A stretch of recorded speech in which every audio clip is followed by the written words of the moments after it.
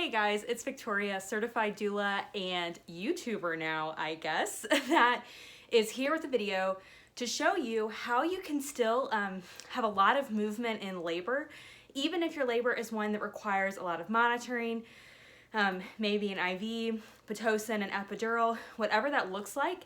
I want you to know that it's still totally possible to move in labor, to get a lot of that good stuff going so your baby can rotate, move down through your pelvis and out. So I obviously am still very new to YouTube. I don't have all the fancy editing doodads that I would like to yet.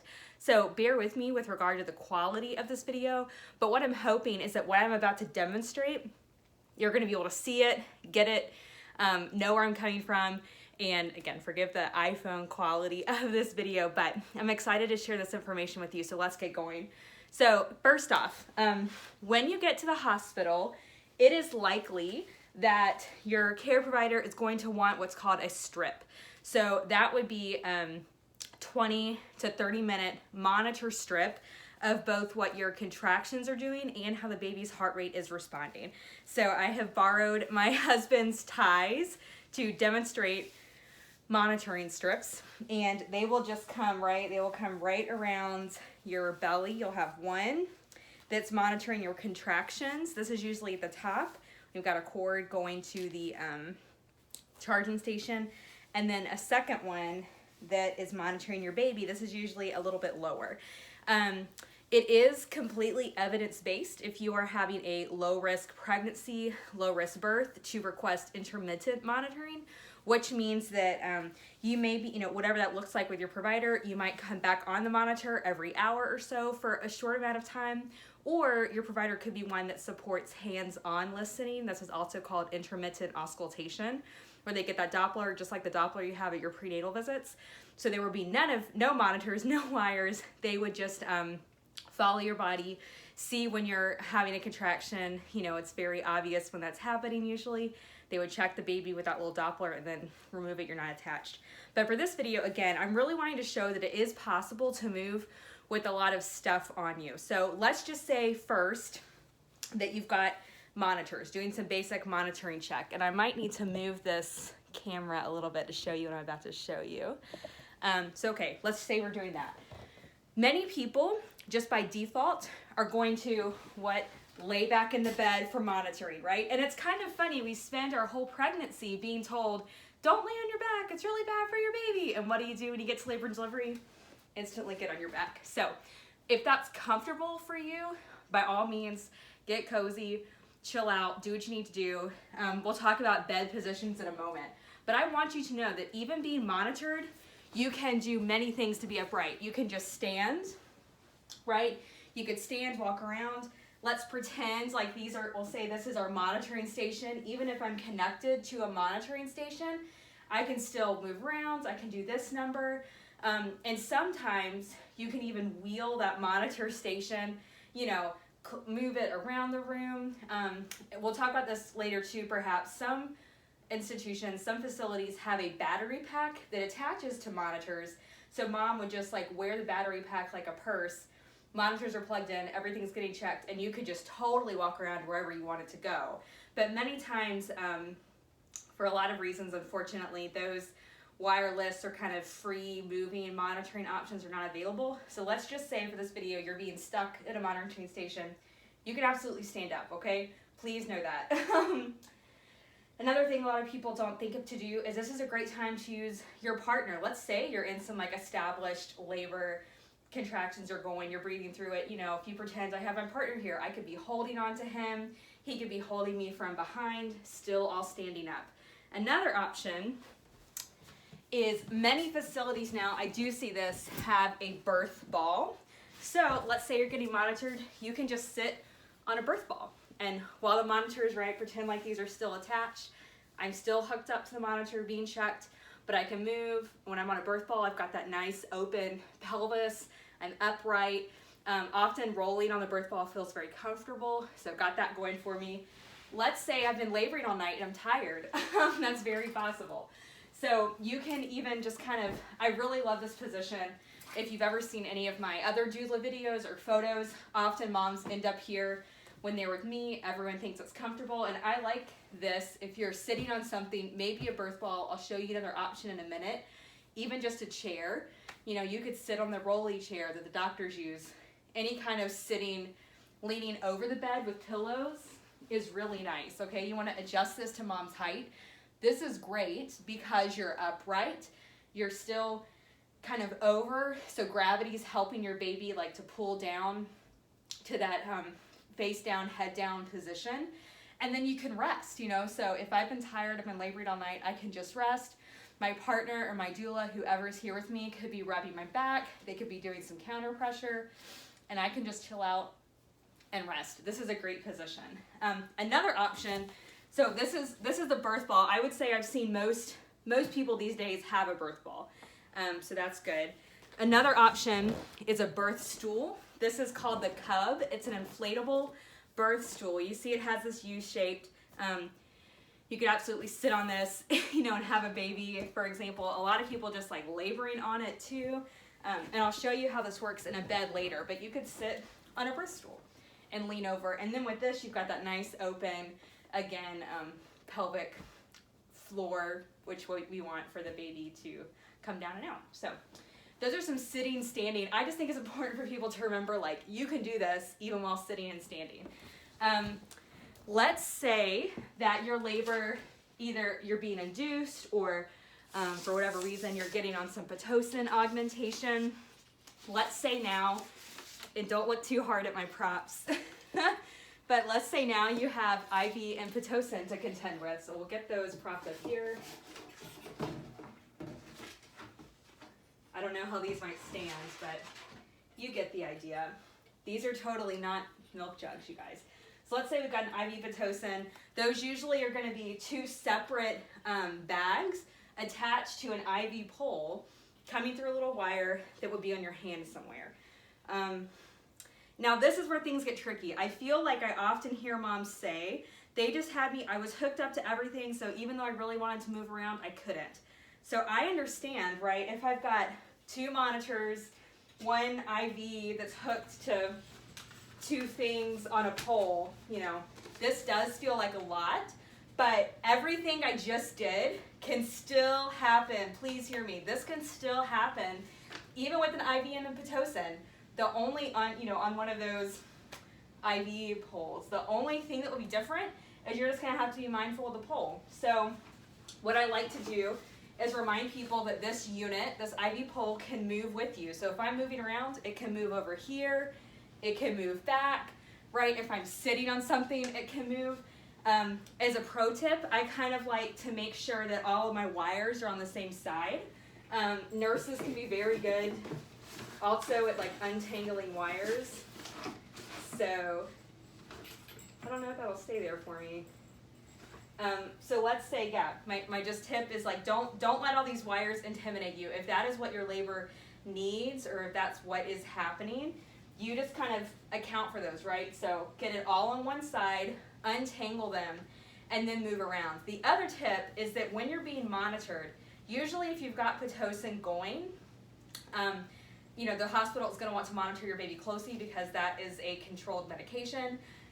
It can have some like impacts on you and your baby, but we all have to go to the bathroom, right? It is reasonable. If you feel good, if your baby's looked good, it is very reasonable to say, you know what, I need to go to the bathroom, or I just need to walk around for a second. All you would do is just unhook your monitors, right? Like throw them over your shoulder. And again, remember, this IV pole can roll with you. I have another video on my channel that I link below about laboring in a bathroom. This whole IV pole unit can go with you to the bathroom, even if you have your monitors on, and you can hang out there as long as you're comfortable and your team's comfortable. So I just think it's very important to keep that in mind. Okay, so let's talk about what happens if you're in bed. Let's say maybe you've gotten an epidural, you have all these wires on you. Not only are we going to have these wires, but with an epidural, you're going to have an additional wire that's now coming out of your back. And then usually, connects down to an IV. So the same thing, we've still got our IV. The only difference now is that you've got a tube coming up from your back. They usually tape this down pretty good, so it's not going anywhere. Talk about this in a second. I just want to show you that even if you have something going on, you still can stay moving. So one thing, you know, there's this back. Here, see, got all of our wires. If this were me, if this really were my IV pole, I would just put it on the other side of my bed, again, so all my wires are going one direction. And generally, I'm noticing now most labor and delivery halls are having people, if you've got an epidural or you're stationary in bed for whatever reason, they usually will put you on your side. This is great. And let me move this closer. 1 second. Again, great editing going on here. Hold on. There we go. So most labor and delivery units will position people on their side. And this is great. I would say keep in mind that if your nurse hasn't come back to like move you or check on you, you and your partner can kind of keep track of moving positions.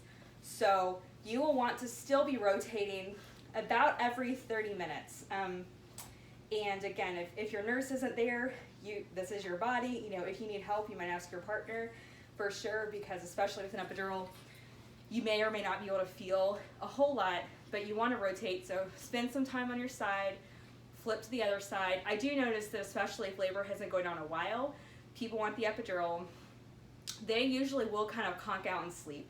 So it is okay if you have been moving around and you have been very active this whole time and you're just tired, get comfortable in a good position, which I'm about to show you, and get some sleep. A-okay. Just kind of, I think, once you've rested and you feel good, it's just good to keep that labor going, to keep moving. So when you're laying down, and many places have peanut balls now. I don't actually have one. I would like to have one, and maybe one day I will, and I can show you. But with the peanut ball, one thing that people are usually doing is you're just kind of opening the pelvis. So your bottom leg will be straight. The goal we're going for is the bottom leg to kind of be straight, and this bigger leg to be super hiked up and over. So I know that's a great view, but with the peanut ball in place, you're going to be very exaggerated, very up and over, bottom leg straight. And I like to make sure people know to put that pillow right at your neck. So like above your shoulders, so your head truly is resting, kind of like this, then lay down really hiked. Another tip is that actually if you have your knees together and your ankles apart, that actually opens your pelvis. There's some cool videos demonstrating how that happens. So you might even use your peanut ball that way. Tilt your, have your knees together and just pop them up at the end. This is a great way to rest. And again, you would just replicate this on either side. Another thing that you can do, and I will show you, hold on. This is what great YouTube content is made of, right? Another thing is when you're up, you're rested, you're ready to move around some. Again, I'm trying to keep in mind where my wires are, my pretend wires, and to show you if I am moving around, like if I was on this side, just move everything. Even if I have pit and IV and an epidural, right, these are mobile. You can just move them with you. So I'm going to set these over here somewhere. Let's say you're sitting up. Many hospital beds, well, actually all hospital beds, have the bottom where the bed will be level, right, and then the bottom drops. That will probably happen when you're having your baby, depending on what position you're in. But even if you have an epidural or if you're in bed for any reason, you can kind of sit on that edge just right where the bed's about to drop, and then position your feet into kind of like a squatting position. And this is, let me actually show you why this cub is useful. Again, I only the best for YouTube. So this cub can be useful. I'm going to kind of show you what that throne position is like right now, but just keep in mind that you can kind of make this with anything. If your facility doesn't have a cub or isn't, you know, it's not comfortable for you to drop down that bed, you can kind of hike yourself up on pillows. You could use a rolled up blanket. Let me just get some air. This cub is nice because it has 2 chambers. So if I need this a little smaller, I can just deflate. And then I have the same supported shape, but it's not as big. So, and again, still got my IV in, you can't really see it. But let's say I've got that in and monitors, we're just moving us around, moving it all around together, keeping the wires untangled. I just want you to see that this is possible. I think a lot of times moms are told or just think, like, because I'm hooked up like a marionette doll, I can't move. You totally can move. Okay, so let's say we've got this cub. If you want to sit in a throne position, get more of this air out. So again, if you're picturing let's say I'm on the end of the bed, right where this bed drops, you would just kind of drop your knees. Some people sit in throne like this, like a true kind of yoga shavasana position. Some people, I've even seen, will put up the stirrups. You might rest your feet on that just to get any kind of like deeper squat position. You can rest like this, you know, whether you're resting on the stirrups, whether, again, maybe you're gonna fit totally on that little platform that drops down. Maybe you still have the bed, maybe you're using something like a cub, or you've created this. You can roll, like I said, blankets or pillows to create a little prop up for yourself. And you just rest, chill out, talk, eat, drink, do whatever you're gonna do. But at least you're kind of up and open. So it's important to remember, even if you've got an epidural, you can sit up. I'm also gonna blow your mind and show you that depending on how strong your epidural is and how you feel comfortable, the support that you have with you, I have had moms with an epidural be able to like lean over the back of the bed. So this of course is, this of course is a really good position, even if you don't have an epidural, but if you do, you can kind of pretend like this is the hospital bed. The hospital beds are nice because, right, they can kind of go down and up easily. You can prop some pillows. You can just hang out like this. This is a great labor position. And I've seen moms multiple times with an epidural do this very thing. All you need is probably your partner and your nurse helping you get into this position, making, you know, someone staying there and spotting you. Maybe you spend 30 minutes like this, resting, but you're upright. You can even have all these wires, again, just move the whole unit one side to the other side. And labor on, you know, there's just lots of options. So anyway, I hope that this video was helpful. This certainly was a little bit jerry-rigged as far as my props go, but I just wanted to give you an idea that it can happen. It can happen for you in your birth, no matter what's going on, that you can move positions. These are just some ideas. There's lots more, and if you guys are interested, I can do another video like this, but perhaps better edited, I don't know. But if you want to see more, let me know, and I hope this is helpful to you. Bye.